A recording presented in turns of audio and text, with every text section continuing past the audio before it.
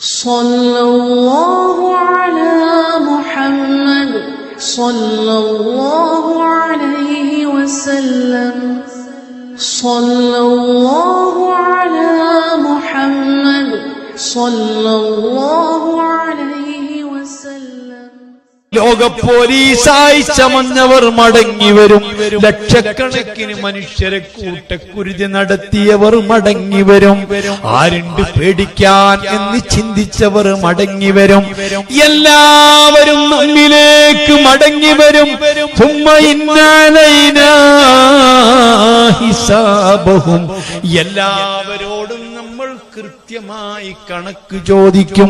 എല്ലാവരോടും വിചാരണ ചെയ്യും. മോനെ,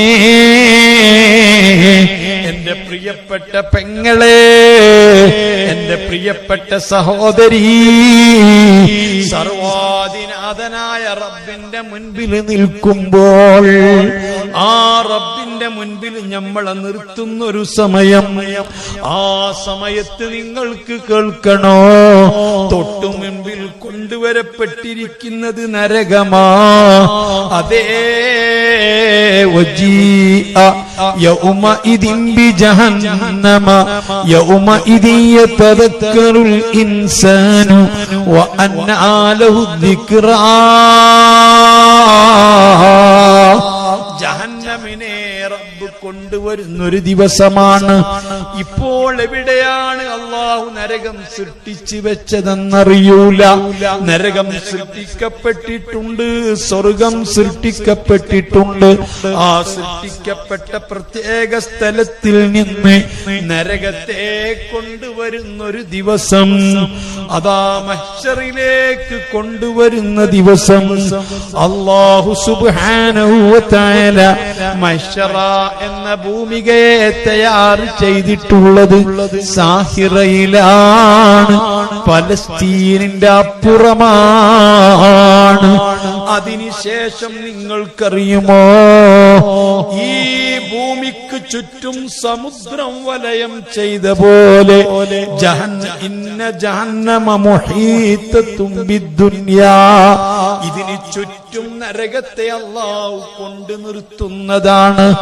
ആ നരകത്തിന്റെ അപ്പുറമാണ് സ്വർഗം എന്ന് പറയുന്ന ഒരു ലോകമുള്ളത്. ആര് സ്വർഗത്തിലെത്തണോ, ആ സ്വർഗത്തിന്റെ മേലെ ഒരു പാലം വെച്ചിട്ടുണ്ട്. ആ പാലത്തിലൂടെ കടക്കാതെ ഒരാളും സ്വർഗത്തിലെത്തുകയില്ല. വഇൻ മിൻകും ഇല്ലാ വാരിദുഹാ. ഈ മീതെ സ്ഥാപിക്കപ്പെട്ടിരിക്കുന്ന പാലത്തിലൂടെ വേണം കടന്നു പോകാൻ. വളരെ നേരിയ പാലമാ. അല്ലാഹു 1-2 മണിക്കൂർ കൊണ്ട് കടന്നു പോകാൻ പറ്റിയ പാലമല്ല. നേത്രാവതി പുഴക്കിട്ട പാലം പോലെയല്ല.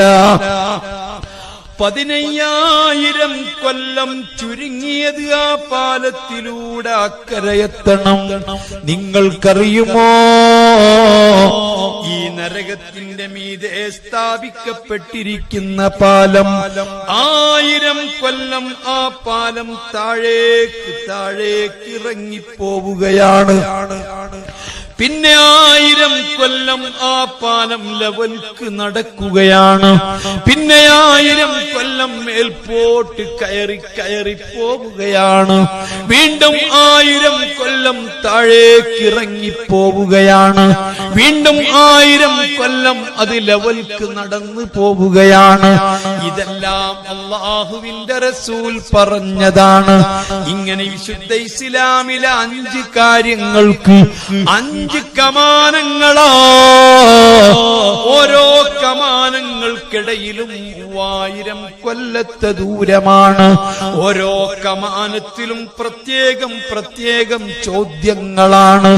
നിസ്കാരത്തെ കുറിച്ച് കൃത്യമായിട്ട് ചോദിക്കപ്പെടുമ്പോ നിസ്കാരത്തിൽ വിജയിച്ചവർക്ക് മാത്രമേ ആ കടമ്പ കടക്കാൻ കഴിയുകയുള്ളൂ. നിസ്കാരത്തിൽ ഉപേക്ഷ വരുത്തിയവർ, കൃത്യമായിട്ട് നിസ്കരിക്കാത്തവര്, നിസ്കാരത്തിൽ സമയനിഷ്ഠ പാലിക്കാത്ത പഠിക്കാത്തവര്, നിസ്കാരത്തെ കുറിച്ച് പഠിക്കേണ്ടത് പഠിക്കാത്തവര്, നിസ്കാരം ഒരു സംഭവമായിട്ടെടുക്കാത്തവര്, നിസ്കാരത്തിൽ ഉപേക്ഷ വരുത്തിയ എത്രയെത്ര മുസ്ലിമീങ്ങളുണ്ട്. സുബ്ഹി കൃത്യം നിസ്കരിക്കാത്ത എത്ര കുടുംബങ്ങളുണ്ട്. ഇശാ നിസ്കരിക്കാതെ കിടന്നുറങ്ങുന്ന എത്ര സഹോദരങ്ങളുണ്ട്.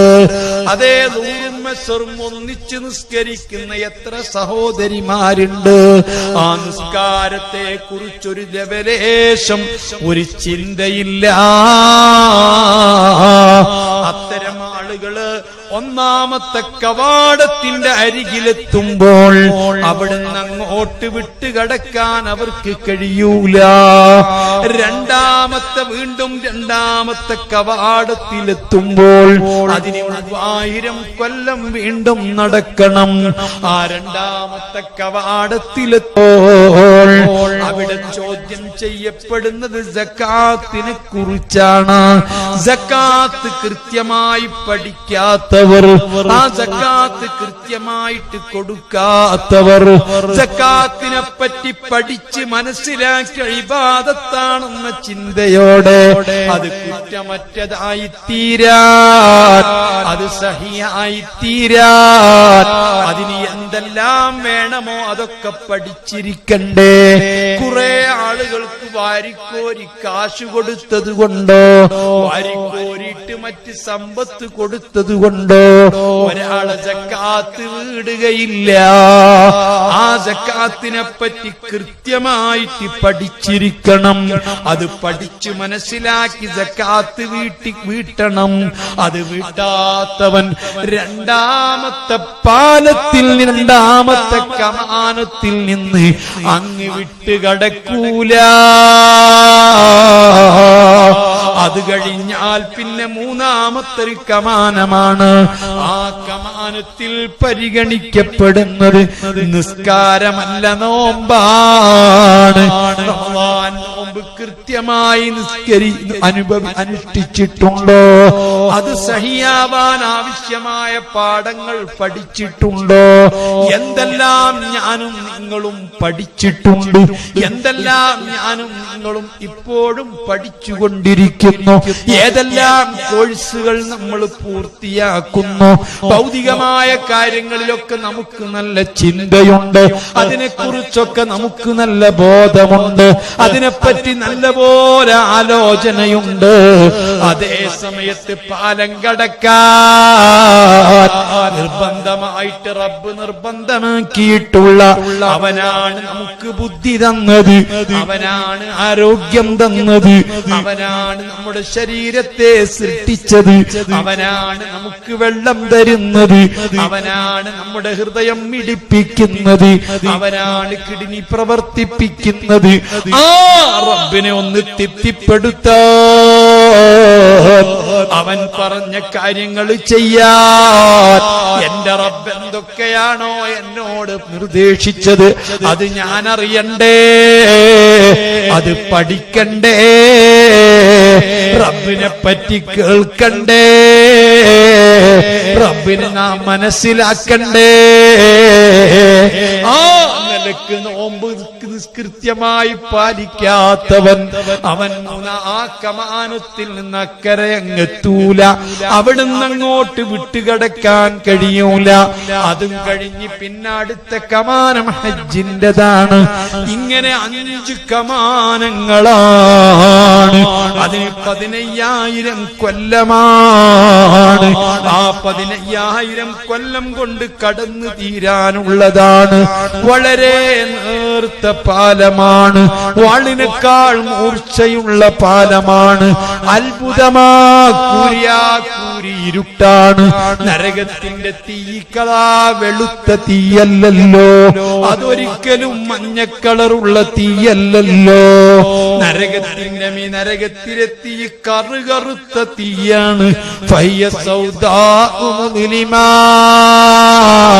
കറുത്ത കൂരിരുട്ടുള്ള തീയാണ്. അതുകൊണ്ട് നരകത്തിൽ വെളിച്ചമില്ല. ഈ ഇരുട്ട് കൂരി ഇരുട്ടിൽ കൂടി കടക്കാനുള്ള പാലമാണ്. ഓരോരുത്തർക്കും അവനവന്റെ ഈമാനിന്റെ അവനവന്റെ സൽക്കർമ്മത്തിന്റെ വെളിച്ചമനുസരിച്ച് അല്ലാഹു വെളിച്ചം നൽകുന്നതാണ്.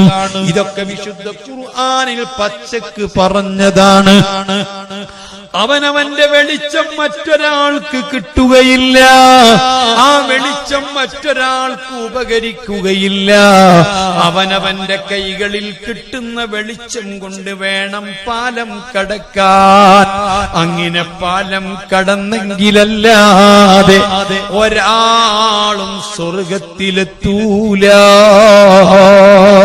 ഒരാളും രക്ഷപ്പെടൂല.